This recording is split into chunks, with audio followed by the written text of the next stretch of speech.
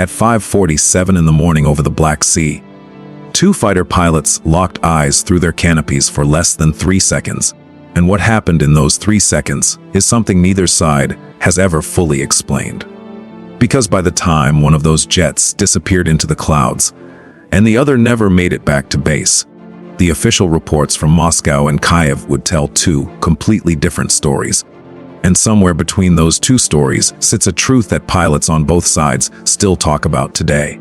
The morning of October 17th, 2023, started like most autumn mornings over the northern Black Sea.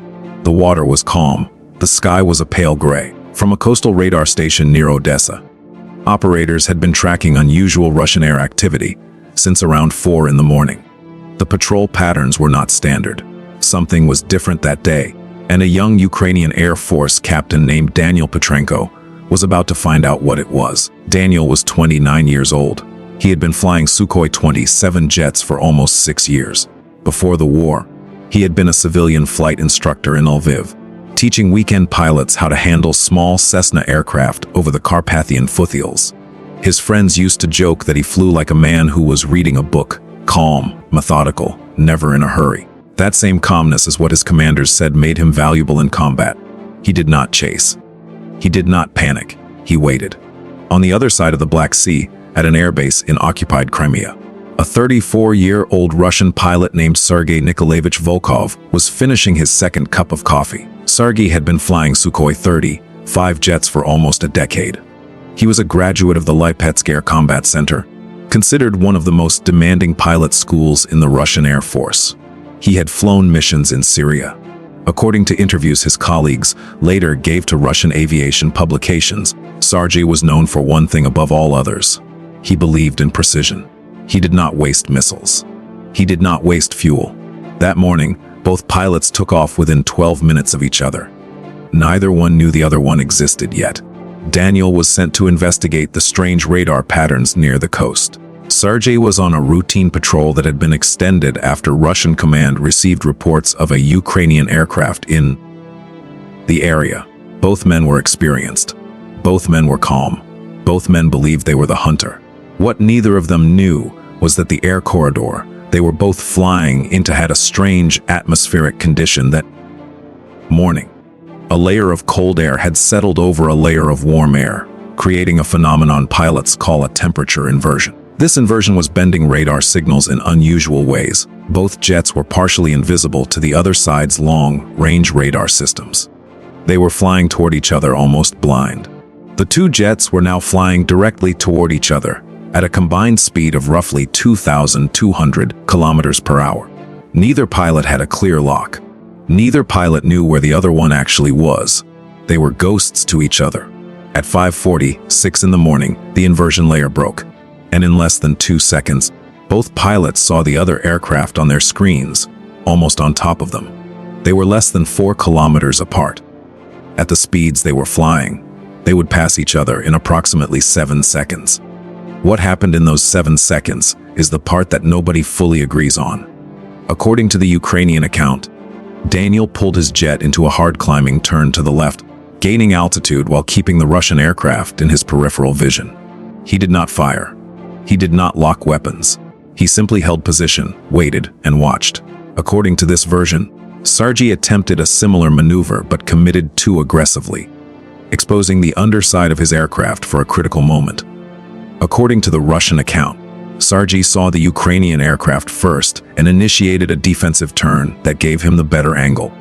According to this version, Daniel's aircraft was the one that lost positional advantage, and Sergei held off from firing because of unclear identification protocols at that altitude. Both reports agree on one thing.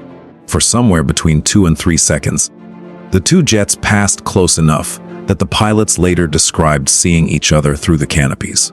Daniel reportedly said in a debrief that he saw a man in a gray helmet looking back at him. Sergei, in a private letter to his wife later quoted in a Russian aviation magazine, wrote that he saw a young face that did not look afraid. What happened in the next 90 seconds is where the two stories split completely apart. Sergei's aircraft never returned to its base in Crimea. Russian search and rescue operations were launched within an hour. Wreckage was eventually found roughly 40 kilometers south of where the encounter took place. According to Russian authorities, the cause was a combined system failure unrelated to combat. According to Ukrainian intelligence sources who later spoke anonymously to Western journalists, Daniel had fired one missile in a difficult angle shot during the second turn. The official Ukrainian Air Force record, however, lists the engagement as inconclusive. Daniel made it back to his base near Odessa at around 6:20 in the morning. He did not speak about the encounter for several days. When he did speak, he reportedly told his commanding officer only one sentence. He said the man in the other jet had flown well and that he had hoped he would land somewhere safe. Sergei did not land safely. His body was never recovered. His wife received a folded flag and a letter from his commander. According to that letter, Sergei had died doing what he loved. Daniel continued flying for another 14 months before transferring to a training role. In the months that followed, this encounter was discussed quietly in pilot circles on both sides. Some Ukrainian pilots believed Daniel had achieved a clean engagement that command chose not to publicize. Some Russian pilots believed Sergei had been brought down by a mechanical issue that had nothing to do with the Ukrainian.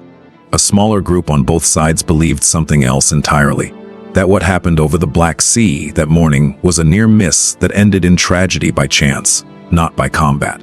The truth is, no one outside of the cockpits knows for certain. The radar logs from that morning have never been fully released by either side. Daniel has given 2 interviews since the war, and in both of them, when asked about that morning, he gave the same answer.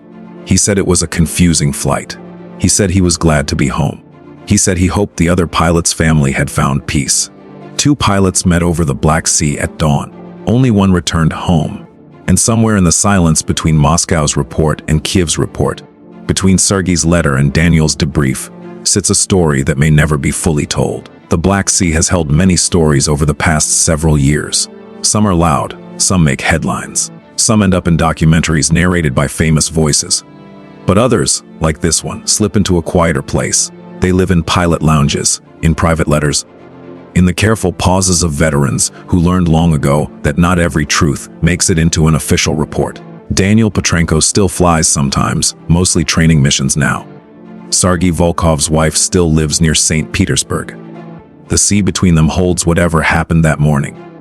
And the sea has never been one to give up its secrets quickly. If this story made you think about how much of modern conflict happens in moments the world will never fully see, then you are in the right place. This channel exists for the operations that do not make the evening news, the encounters told in pieces, the moments where 2 human beings meet across a line and only the sky knows what really happened.